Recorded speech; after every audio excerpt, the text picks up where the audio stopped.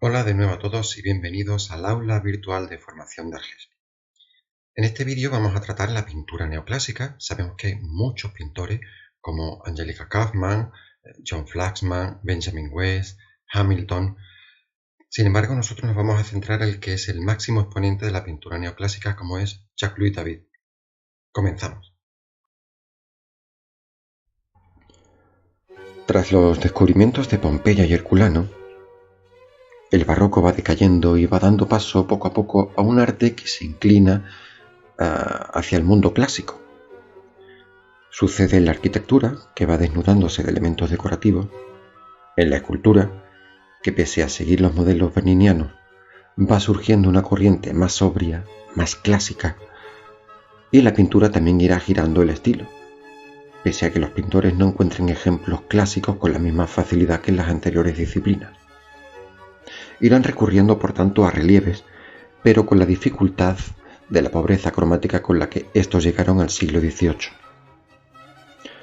Como he dicho en la introducción, nos centraremos en Jacques-Louis David, artista que se considera como la encarnación del clasicismo en la pintura. Jacques-Louis David nace en una familia próspera.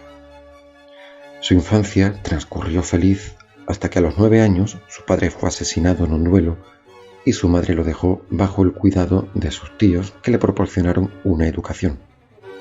Sin embargo, David nunca fue un gran estudiante, o mejor dicho, rápidamente descubre su vocación, como manifiestan sus libros de texto repletos de dibujos, y se lo transmite a sus familiares en contra del deseo de su madre porque ella quería que fuera arquitecto. Sus tíos no tuvieron otra opción que potenciar esa actividad, por lo que lo pusieron a aprender el oficio con François Boucher y acude a la Academia de Pintura y Escultura situada en lo que actualmente es el Museo del Louvre. En esta institución trató de conseguir una beca para poder disfrutar de sus estudios en la Academia Francesa de Roma, fracasando 4 veces desde 1770 hasta 1774 por diversas vicisitudes, pero al quinto intento logró su objetivo. Vamos a diferenciar 3 etapas en David. Una primera etapa, la que podemos considerar que dura hasta el inicio de la Revolución, y en esta etapa concibe la pintura como un problema estético. Es el momento de formación del que hablábamos antes, cuando aprende con Boucher y viaja a Roma. Veamos un ejemplo de esta etapa con la pintura El funeral de Patroclo. El tema fue el funeral que Aquiles celebró en honor de Patroclo. Aquiles y Patroclo son el símbolo de la amistad masculina. El pasaje de la Ilíada que cuenta el funeral es tan minucioso como el propio cuadro de David, que no pierde ningún detalle.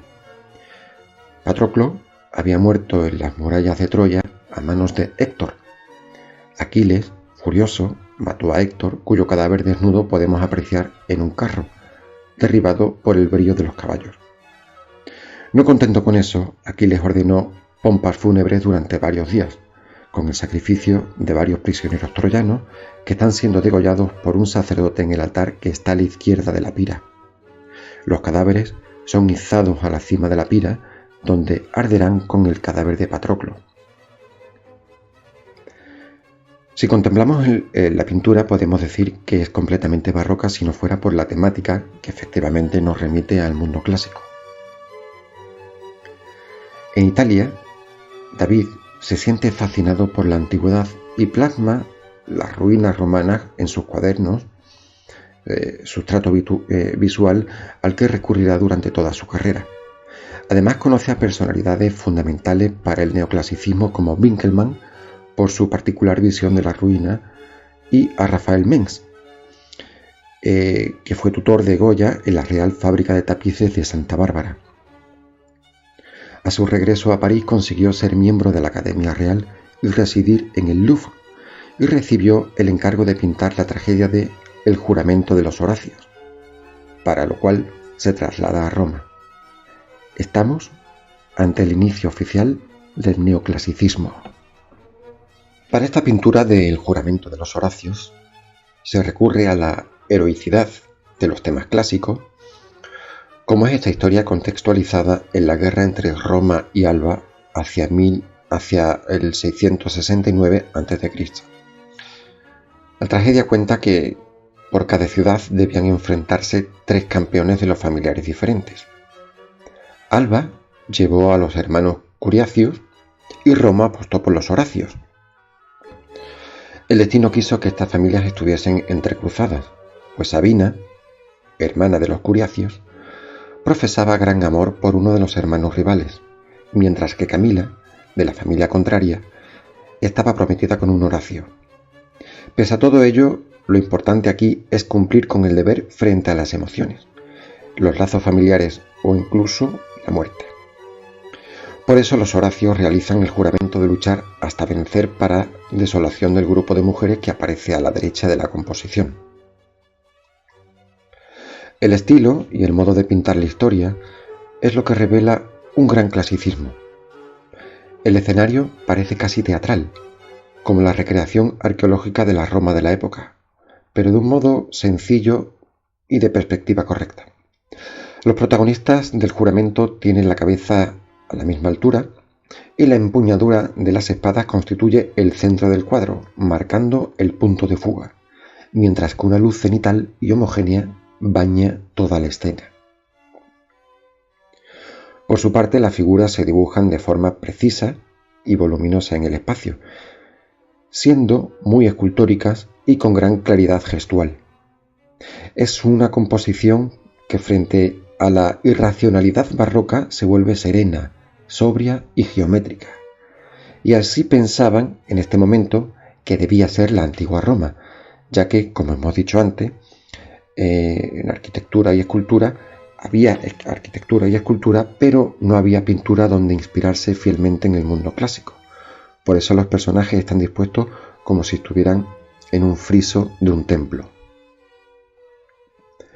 Cada grupo queda dentro de un arco, separando así a los Horacios, al padre y al grupo de las mujeres. La obra queda marcada por triángulos, creándose una composición global piramidal cuyo vértice, como hemos visto, es la unión de las armas. El fondo y los arcos quedan sin decoración, de manera que no haya distracción en la escena principal. Esta obra fue encargada por Luis XVI y el mensaje que se quiere transmitir es que los franceses debían ser leales a la corona, pasara lo que pasara. Una segunda etapa podemos considerarla como la del David revolucionario. La Revolución Francesa pasó también por sus manos. David defendió fervientemente la lucha contra el antiguo régimen y mostró su apoyo incondicional a la República con su arte. En 1793 pinta La muerte de Marat. Representa el asesinato de su amigo, periodista y parlamentario, con una sencillez abrumadora. Marat fue sorprendido en la bañera por una defensora de la monarquía llamada Charlotte Corday. ¿Por qué en la bañera? Bueno, Marat padecía de una enfermedad de la piel que lo obligaba a permanecer con el cuerpo sumergido durante largo tiempo. Y podemos decir que casi el baño se habría convertido en su despacho. Como decía, Charlotte Corday llegó hasta la intimidad de su baño alegando poseer una noticia muy importante sobre la República. La pasión periodística terminó en puñaladas y David le representó justo en el momento en el que expiró su último aliento. Es decir, al parecer, Marat escribía una lista de nombres de enemigos del Estado que debían ser guillotinados y Charlotte Corday apareció con la excusa de decirle varios nombres más. Sacó un cuchillo y lo mató. En la escena vemos que Marat reposa muerto en la tina donde se aliviaba de sus problemas de piel. Algunos dicen que que sufría de gota. Tiene en la mano la nota con la que su asesina monárquica pretendía llegar hasta él.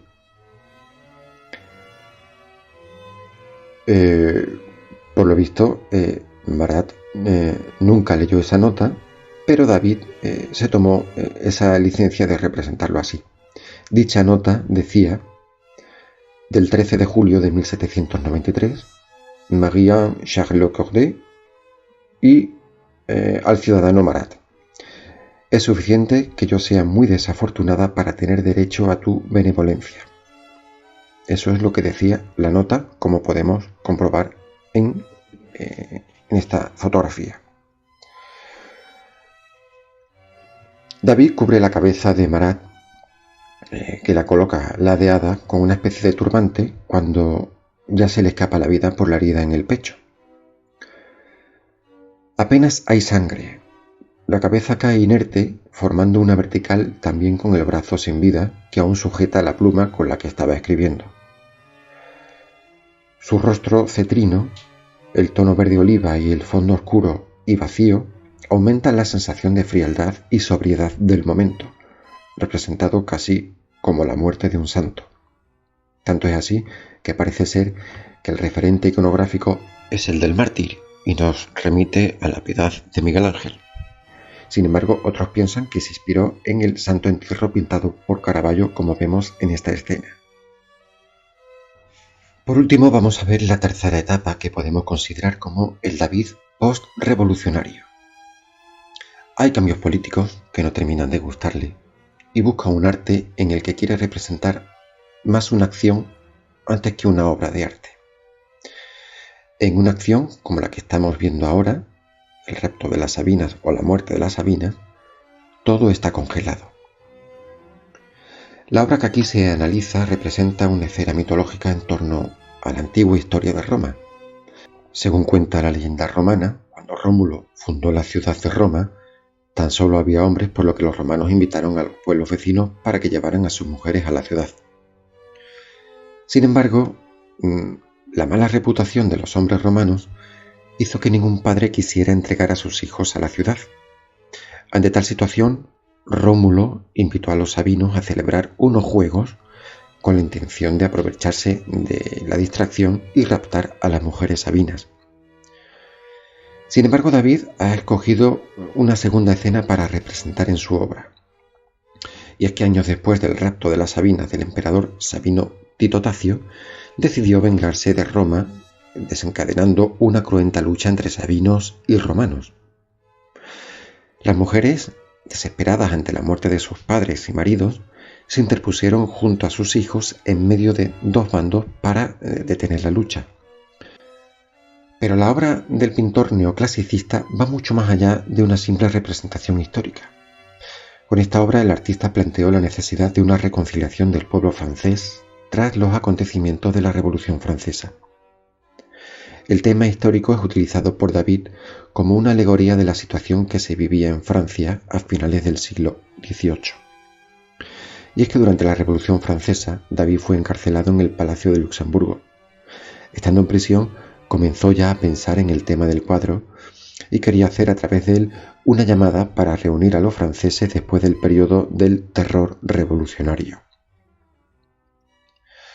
En primer término se desarrolla la escena principal formada por figuras que parecen inmóviles, como congeladas.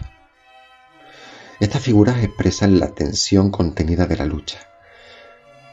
Si nos fijamos, parece más que están posando, más que estén combatiendo. En cambio, en el segundo plano asistimos a figuras en tensión y con un dinamismo pleno que se pone de manifiesto en los ojos, como vemos, de los caballos y las exageraciones de las sabinas.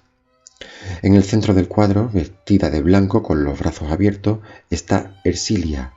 Se encuentra entre su marido Rómulo y su padre Tito Tacio, que lidera a los sabinos, y al otro lado se encuentra Rómulo, que se le reconoce por la loba representada en su escudo.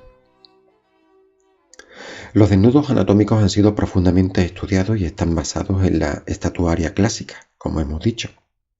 Las posturas y gestos son variados y en ellos se aprecia la calidad de la pintura del artista. El dibujo predomina sobre el color. Sin embargo, gracias a una paleta bien complementada, el artista ha otorgado uniformidad a la pintura. El propio artista ya consideró este cuadro, El rapto o La muerte de las Sabinas su obra maestra, por encima incluso de los retratos de Napoleón, de los cuales vamos a ver un par de ejemplos ahora. Convertido en el pintor oficial del imperio de Napoleón Bonaparte, realiza obras como Napoleón cruzando los Alpes. En el año 1800, Napoleón, que había llegado al poder tras el golpe de estado del 18 de Brumario, es decir, el 9 de noviembre de 1799, decide marchar a Italia al mando de un ejército para auxiliar a las tropas francesas que se enfrentan a los austríacos. Para sorprenderlos, atraviesa los Alpes por el paso de San Bernardo. La victoria en Italia consolida el poder de Napoleón en Francia y el dominio de Francia en Europa.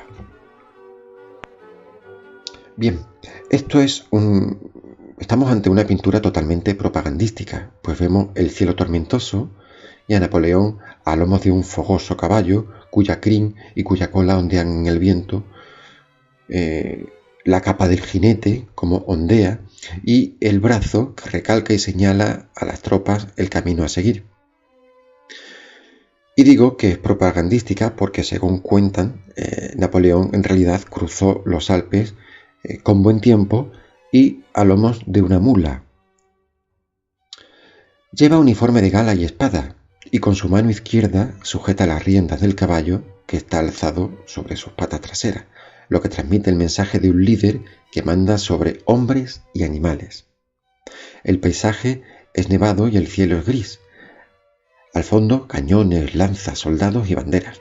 En primer plano, sobre las rocas, está grabado el nombre de Bonaparte, junto con el de otros grandes guerreros que cruzaron los Alpes como Aníbal y Carlomagno. Para la pintura, David se conformó con el rostro y un uniforme que le prestaron con el característico bicornio del gobernante, ya que Napoleón no quiso posar. Otra pintura que vamos a ver es la coronación de Napoleón.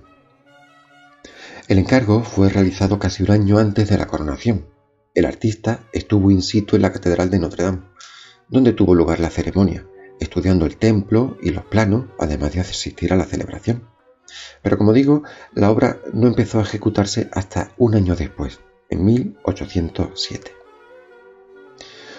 Un cuadro de colosales proporciones, ya que mide 6,21 por 9,79 metros, en el que aparecen más de 100 figuras con un despliegue de distinción, suntuosidad y detallismo impresionante. El lienzo representa la capacidad y el poderío del nuevo monarca, que ya no es descendiente de nobles o reyes. Napoleón es el monarca ilustrado. El cuadro es tan gigantesco que parece ser que el mismo Bonaparte diría de la obra: «Esto no es una pintura, se puede pasear por el cuadro». La obra remite a ciertos ecos clasicistas, el laurel, las decoraciones, elementos que ponen de manifiesto los parámetros artísticos seguidos por David y las reminiscencias a esplendorosas épocas del pasado como guiño al gobierno de Napoleón.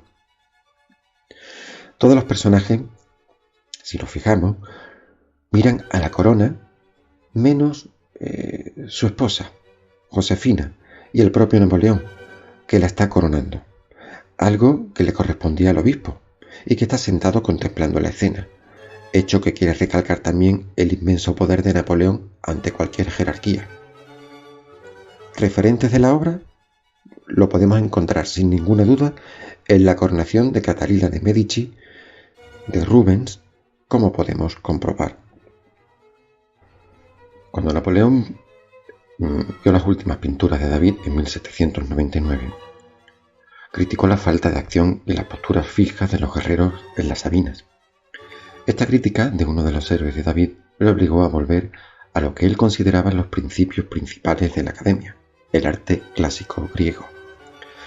Esta obra es una de las que se incluyen por completo no solo los principios, sino también los temas griegos para transmitir la naturaleza heroica de esta batalla.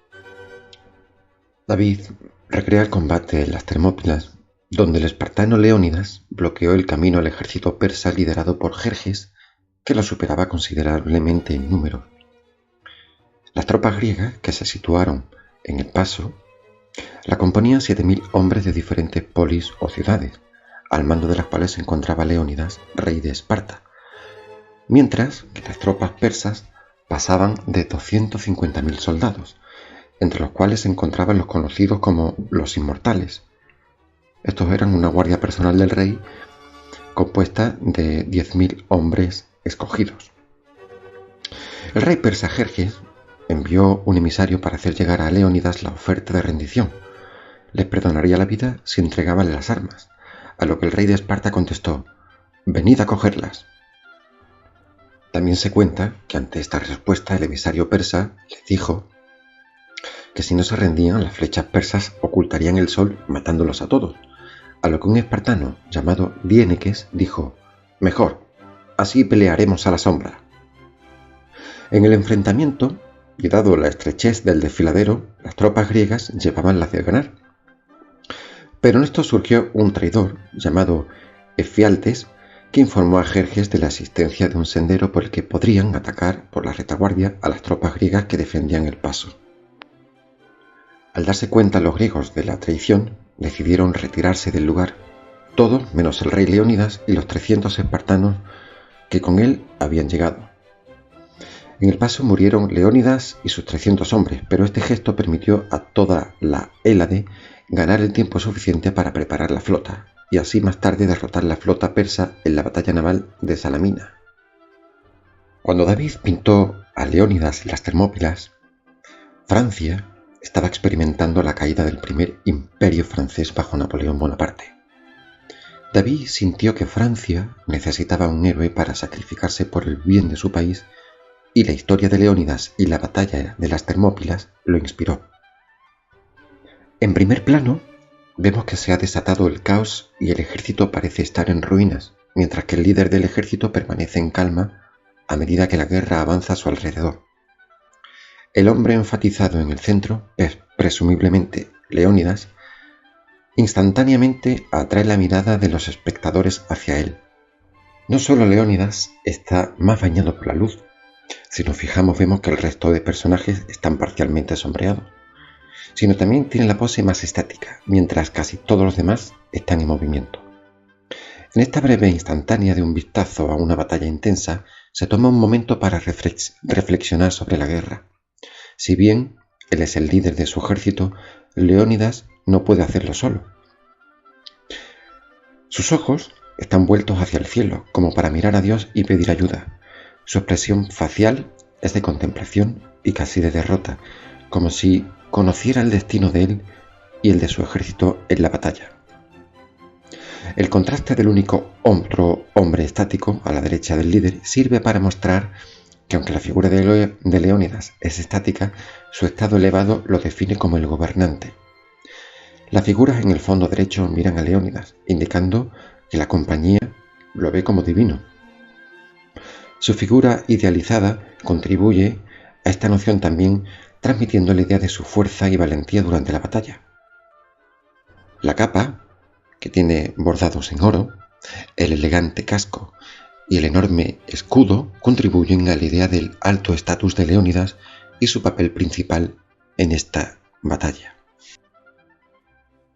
Pues con esta obra llegamos al fin de este tema de la pintura neoclásica, donde hemos destacado la figura de Jacques-Louis David. Muchas gracias por vuestra atención y hasta la próxima.